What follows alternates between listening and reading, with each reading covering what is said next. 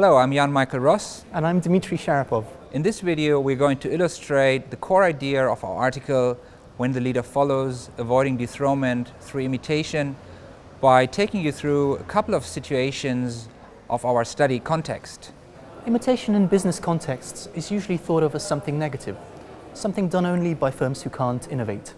However, innovation is the exception, not the rule. In fact, some of the most innovative companies around also imitate, although they'd rather not admit this.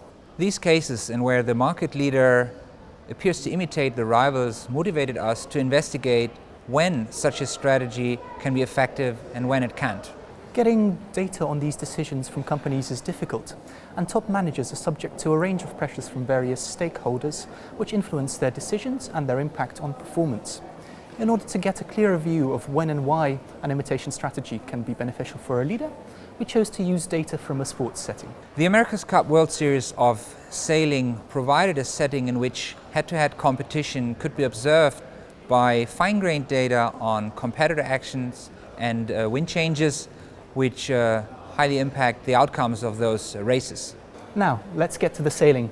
The first situation we'll look at is a race between the American and French teams in San Diego. The teams have to sail against the wind towards Gate 5 at the top of the picture, which means that they must sail in a zigzag pattern, as going straight into the wind wouldn't get you anywhere. They also can't go beyond the boundaries of the course, which are represented by the white lines. Here, the French energy team was first at the start of this upwind and chose to sail on the right side of the course. The second placed US team chose to be different and sailed left. Now, let's join the race in this situation with France 81 metres in the lead. Close to the boundary, both. On the near side, Oracle Racing Spittle. On the far side, these are the leaders. Energy.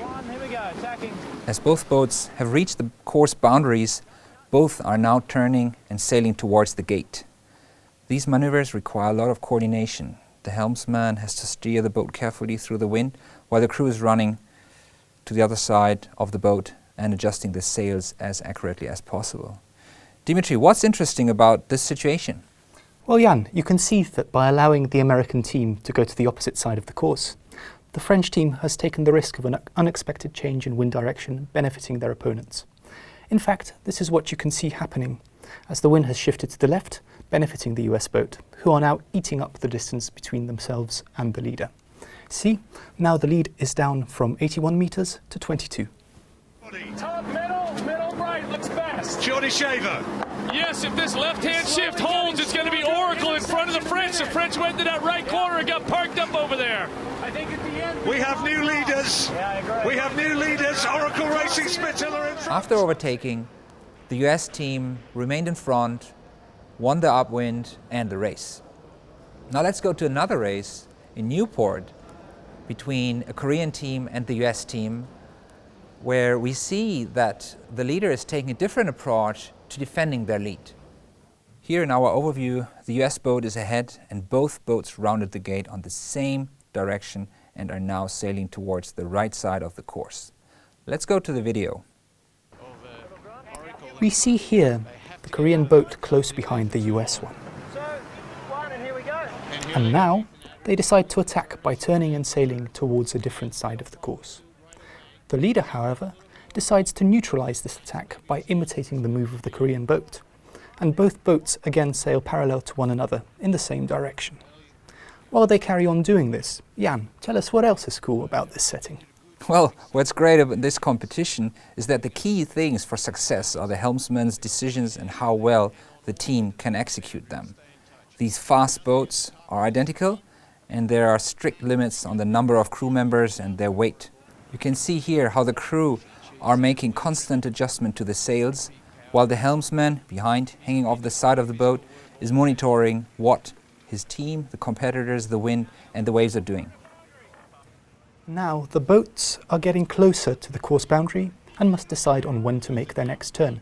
Again, we see the Korean team turning first and the leaders imitating immediately to neutralize this attack. Once more, the boats are sailing in parallel and the Korean team has been unable to break away from the leader and give themselves a chance to overtake the US boat. 21 meters, a little bit more than a boat length. We're going to roll again if he does. We're going to set up. 2, 1, and here we go. Now, they decide to attack again. Simultaneous attack, a good opportunity match to see who does a better job. Well, this is typical match racing, and you know those critics who were claiming that you can't match race multi-hulls. This is a real exhibition on how attacking duel and a catamaran can actually exist. Here in our overview, we can see that in contrast to the San Diego race that we discussed earlier, in this race the leader chose to immediately imitate the aggressive moves of their rival. As a result, changes in the wind direction during this leg benefited and hindered both boats equally. The US team finished the leg in front. We hope that this video has given you a feel for the study context. Now read the paper to find out about different imitation strategies that leaders can use, situations in which these strategies do and do not work, and implications for theory and practice.